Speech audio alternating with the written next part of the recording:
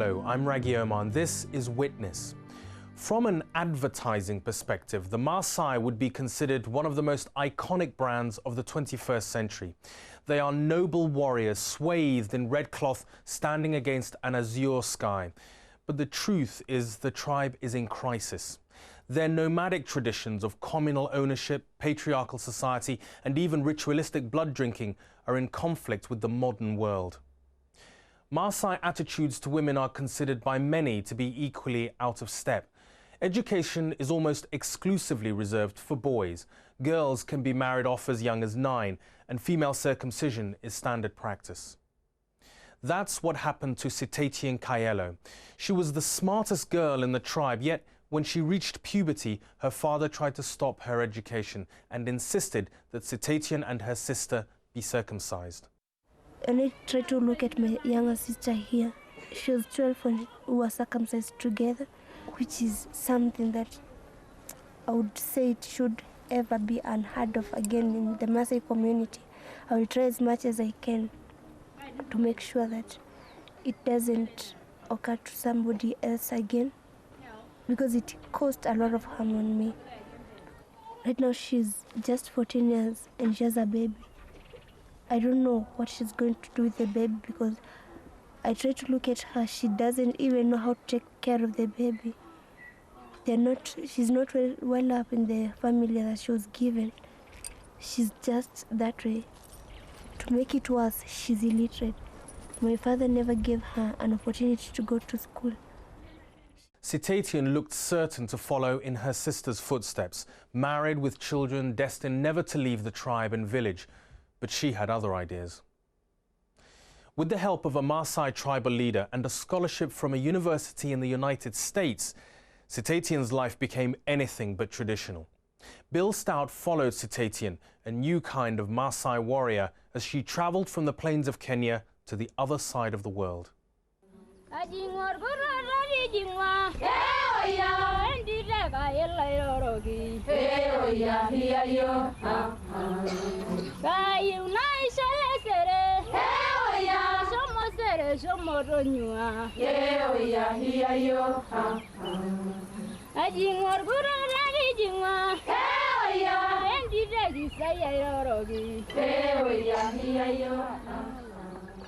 Growing up in my village was a normal life when I was growing up.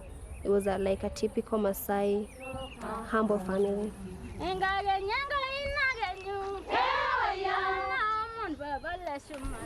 We could wake up in the morning, take care of the goats, take care of the cows, do like every household duties, go to fetch water, collect firewood. I went to school when I was 3 years old, and I went because my brothers went to school and I was the only kid remaining at home. So I went to upper class and went to the whole primary school.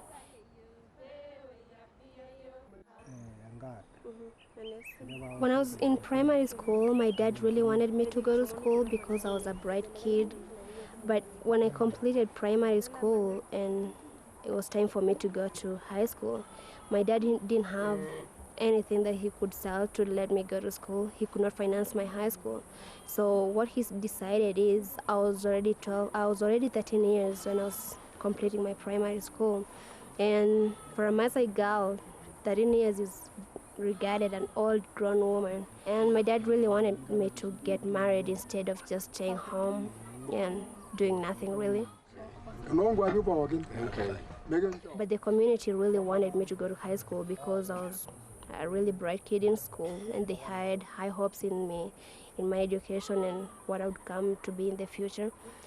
And then in my second year, the community was almost tired of financing my high school, and they almost gave up. They didn't have anything else. They had done too much that they could not do it anymore.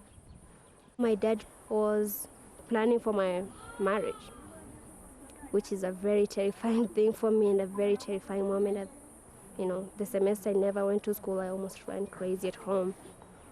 My headmistress in high school really complained that, why is Sitatian not in school? She's a kid that we have high hopes in her. She's a kid that we think she's so smart and she can make the history of the school. So she sent for me to come back to school. Good morning, guys. Good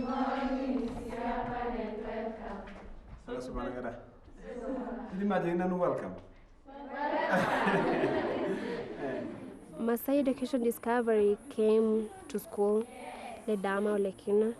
He came to high schools in Narok and other schools in the Maasai land. He came to Maasai girls. He said, I want to help needy Maasai girls who are bright. I want to see that all girls are fully educated. All girls have a chance to fully get whatever they want. We still plan to build a university. We want to have one of the biggest regional universities in Africa, so that at least these girls can come back and become lecturers there. They can come back and, work there. So those are some of the goals that we have for MED. I just want to tell you that I'm really happy to be here, and I'm happy to be working with you because we are partners, yeah? You're working very hard to be in school. I'm trying to assist you in any way. So I'm not doing it alone, we're doing it together, yeah? So let's continue working together, stay in school so that we can have doctors. Let me see, do we have any doctors in the house? Yeah, let me see the hands, yeah? What about lawyers? Let's see, yeah? Wow, so you see, you're the future leaders, yeah? Raise up your hands high. The headmistress, the head teachers, they chose me. I went to school and I had my name citation, you're on a scholarship. I did my exam. The dama came to school and she told me, you're going to America.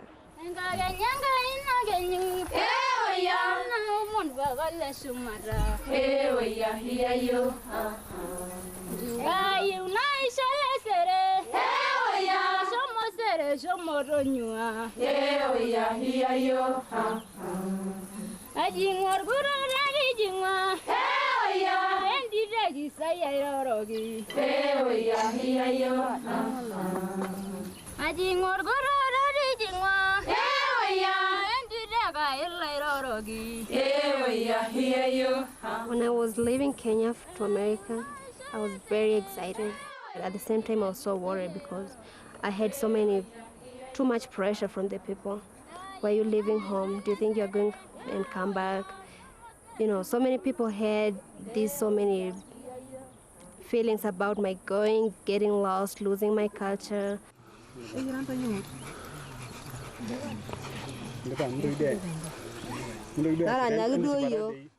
My grandma cried so much, which made me feel like, man, I shouldn't go.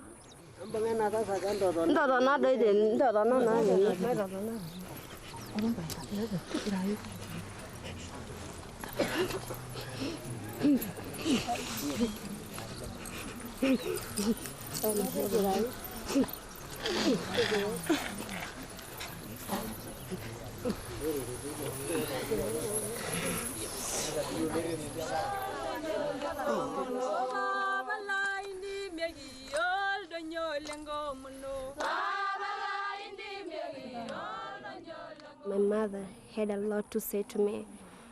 Going out of the country, going out of the Maasai land, going out of the Maasai culture. Ore lion elotu aishu sininye tesiadie itie secondary. Ore pelotu aishu lion itu kijo ekimboki ye itulo secondary tonkuti kishoba nikiara. Pekintaanyu olayoni amu nikishuko Maasai imiet niaku kunta entoyio ng'uan. Itu kigelu yiok iyie ajo kisungula yiok imiet. Obo ata lelo kutiti pekipal ena tito. Iyie entito edukuya natii ele marei pooki meenaaji. Iyie entito edukuya. They had to talk to me. They had to talk on behalf of the community. They had to talk on their own behalf as I was raising up. My mom did a lot when I was growing up. She burned charcoal to make sure she supported me through school. She went on people's contracts to make sure I had enough care, I had clothing, I had fees for school. So she did so much that she could not just see me going out of the country, going out of the Maasai land and getting lost. Pilare tuele.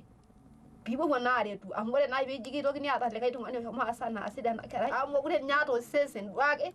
Last I didn't put it into my. And I said, the neck look it in my teeth. She told me, usually in the Maasai community, the boy is supposed to be the head of the family. He's supposed to go on raids to get cows to the family. But this time, it was the different story. It was the other way around. This is a girl going to America. She's going to study. She told me, you're going to America. We are not taking a boy to America. We are not allowing a boy to go to America. And for which it should have been a boy in the Maasai community. We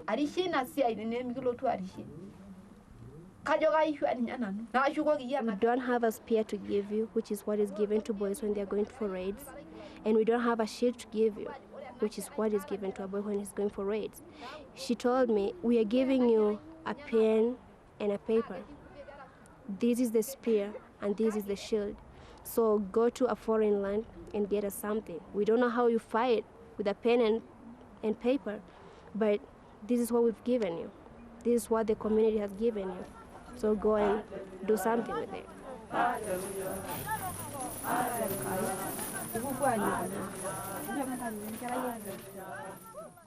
After the break, Sitatian and her friends head off to an entirely different world in the United States.